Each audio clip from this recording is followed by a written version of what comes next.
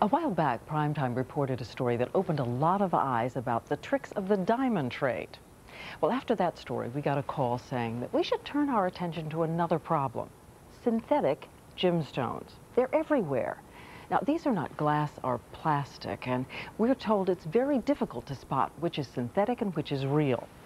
We want to say at the outset, there's certainly nothing wrong with buying a synthetic stone if you know that's what you're buying. The question is, can you be sure? So PrimeTime decided it was time to take up our hidden cameras and a few $1,000s and go shopping again. All at last month's peace talks in Maryland, giving the Palestinian leading jeweler. We expect these salespeople to be experienced. I started when I was really young in the jewelry department, so I know basically a lot more. You're not allowed up here unless you do. This is their fine jewelry section. Eric Friedman, who's well known in the jewelry world, goes shopping with us, but in a disguise. We ask about this bracelet. What would they say we're getting for our $400? They're genuine emeralds. And the diamonds, they are real too, right? Yeah, they're real too. Yeah, there's nothing synthetic in these cases up here. Nothing synthetic, she said. So we ask about another bracelet. This one's sapphire. And these are recurring too. Mm-hmm. Genuine. The saleswoman doesn't know that after we buy the two bracelets, we take them right out to a mobile laboratory set up in a van. I'm looking at the sapphire bracelet now. Friedman and Altobelli put our stones under a microscope, and that genuine sapphire bracelet isn't genuine at all. This is the kind of stone that you got when you were like 10 years old in your birthstone ring. It's a synthetic, it's a very inexpensive synthetic sapphire. And the emeralds on that other bracelet?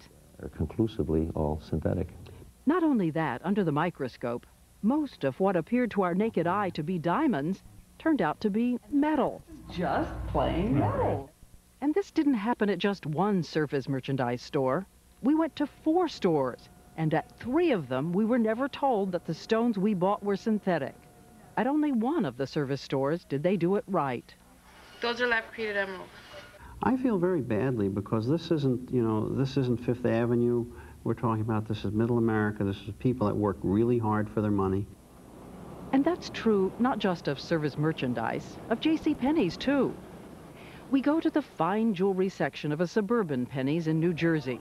Our experts notice that some of the rings have clearly synthetic stones. But this is genuine. Yeah.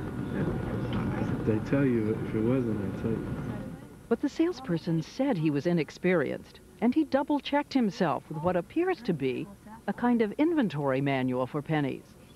Then he tells us incorrectly that these are real star sapphires, called that because of their prism-like reflection. And these are real? Yeah. These were very, very obvious. You wouldn't have to put them in a microscope. This happened in more than one Penny's. And we also noticed that the catalog on display from which consumers can order by mail labeled some of the synthetic stones as man-made, but others not. At yet another Penny's, we pointed this out to a saleswoman. At one time, these were coming in synthetic. That's why I'm surprised it's coming in genuine. The person that wrote this technical manual must have written the lifeboat manual for the Titanic. There has to be someone in the organization on some level that should have been able to recognize that immediately and say, hey guys, there's something wrong here, but nothing happened.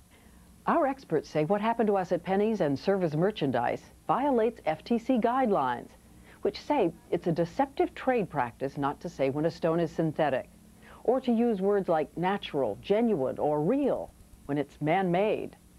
And what about the money we spent? These synthetic star sapphires with diamonds from Penny's have a regular price of $400, sale price $270. But our experts say their value is just $152. You should have been able to basically almost buy 3 of those for what you paid. They also say we were overcharged several $100s on our purchases at service merchandise. But as we continued to shop at some smaller independent stores, we started to lose even more money. At a store in New York, we're told this $400 stone is a real garnet. Garnet, very good stone, garnet. When in fact it's a synthetic worth $78 is what you should have paid for this. So $78, and we paid bought a whole $400. tray of these for that. The store's owner later told us it was an honest mistake. From another store, here are what we're told is a bracelet of color-treated tanzanite. But when we immerse a stone in a special liquid, most of that color disappears. That's amazing. See? It's like, now you see it, now you don't. We went back to the jeweler to ask him about it. Remember, we paid him $1,340 for a bracelet our experts say is worth only $550. We told him we knew he had sold us low-quality synthetic sapphires. It's not real anything. I buy this from Hong Kong suppliers. And they told you it was tanzanite? It's tanzanite, treated tanzanite. He insists he never said it was real. But you told it, I have it on tape, what you told us. Do you want to see it? No, I don't want to see it because... In a letter, he later says it was a misunderstanding and says he should have called the stone a tanzanite look-alike. But the most startling thing to us was what happened when we decided to buy some expensive emeralds. This is a very nice neighborhood jewelry mall in suburban New Jersey, where each booth is an independent vendor. We're taken with a pair of emerald earrings. It's good. Looks good, yeah. It's a good emerald. It's a good quality emerald. So we spend a lot of money, $2,000. We also liked an expensive emerald ring in a window on 47th Street. $2,500 is what it's worth? Easy. Yeah, I give for you 60. $1,600. He says that's a bargain, a wholesale price for what he tells us is a medium quality emerald with very few flaws. This is nice, everything really nice, clean emerald.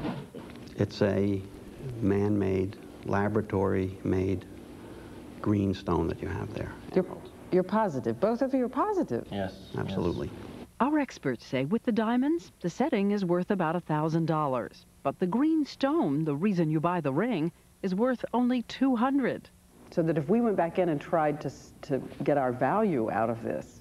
You'd have to live to be about 3,000 years old before you could recoup your value. By the way, our experts double-checked themselves by having the official Gemological Institute of America test the stones, too. So, was it possible that the man who sold us that ring, saying it was a real emerald, didn't know what it was? We thought we'd give him a kind of test. We took the stone out of the ring he sold us and mounted it in a completely different setting.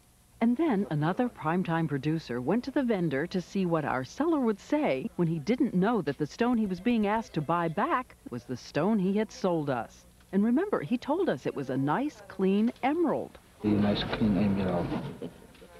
But now, he examines the stone for no more than a few seconds before shaking his head and handing it back to us. He said nothing to us, but we did hear him say something in Hebrew over his shoulder to his colleague. Lo amiti. And what that means in Hebrew is, not real. An honest mistake, the store said, insisting they bought the stone as a genuine emerald. And what about our $2,000 emerald earrings?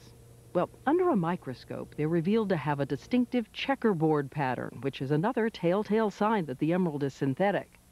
And then, when we popped one of those stones out of the setting, it turns out that the green is just a synthetic layer on top.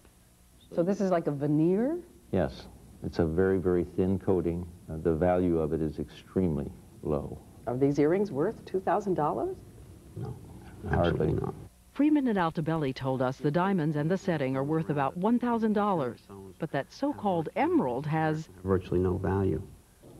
So once again, we pop a stone out of its setting as an earring and put it in another setting, this time as a ring. We take it back to the man who sold it to us as a medium quality emerald. This time, he inspects the stone under magnification for 20 seconds before saying, It's not a genuine emerald, I think. And if it's not genuine, how much does he think this green stone is worth? Around $50 something stone. But we remembered what he said back when we paid $2,000 for those earrings. For the money, you get a very good buy on that I can say. You know, it's a good buy. So we decided to pay him a visit. I'm Diane Sawyer. Can we talk to this man about representing to us that this was an emerald? While our cameras are being pushed outside, the jeweler has a variety of explanations. I could make a mistake. No, I'm not a perfect person. A mistake? We told him what happened when we tried to sell him back one of the stones he sold to us. You said you think it's not a real stone. No. I said I have to take it to the machine. Even I was trying to... Do you want to see it on tape? Yes, I do want to see. It's not a genuine emerald, I think. I think. See, I think it... Right. That's... But I'm saying, when you sold it to us, you didn't say, I think this is an emerald. So now he has other explanations. I didn't tell them as an emerald also. I didn't say nothing emerald. I didn't say... But we also had the receipt, which says twice, these are emeralds. So this is just... What? After we dropped in, he called us to say he'd been misled by the person who sold the stones to him as genuine. And if by any chance you're thinking that at least you're completely protected at a more expensive store, come with us for a final stop here on 5th Avenue, where the prices are high and reputations even higher. We stop in at Bergdorf Goodman, a landmark of affluence and quality. We go to the antique gallery, which rents space inside the store. It's 1940s, obviously. It's rubies set into 18-karat gold. This pin from the 1940s cost $3,375. But we know that synthetic stones have been around since the early 1900s. So we asked the gallery owner point blank if these stones are real. She seems surprised we'd ask. As long as I know that the whole piece is genuine, the stones are real.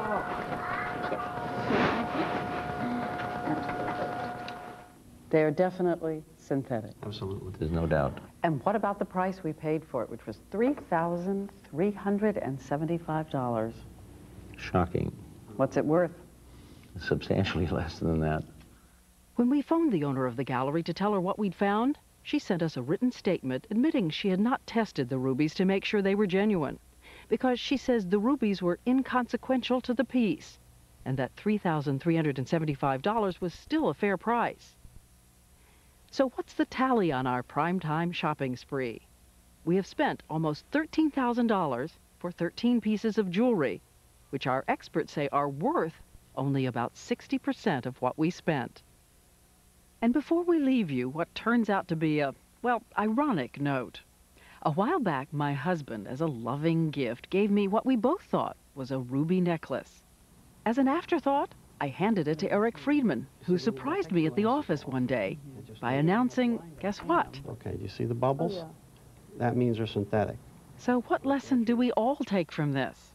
The old one, caveat emptor, buyer beware. I love my husband anyway. As you can imagine, we heard from the big chain stores that you saw at the beginning of this piece. JCPenney acknowledged mistakes were made and said it will redouble its efforts to disclose all synthetic gemstones, but added they feel the pieces we bought were appropriately priced. Service Merchandise also apologized for their errors and said they too are going to institute additional training procedures for employees and place more information about synthetics on counters for consumers. So what do you do if you want to be sure that you're getting a genuine stone, as the experts say? Well, they told us, shop at a reputable jeweler, one you trust. Ask the jeweler point blank if the stone is synthetic. Ask. If you're told it's genuine, get that in writing and ask about the store's return policy. And then you may want to have it checked by a qualified appraiser or gemologist. And be smart. If the price for a so-called genuine stone sounds too good to be true, it probably is.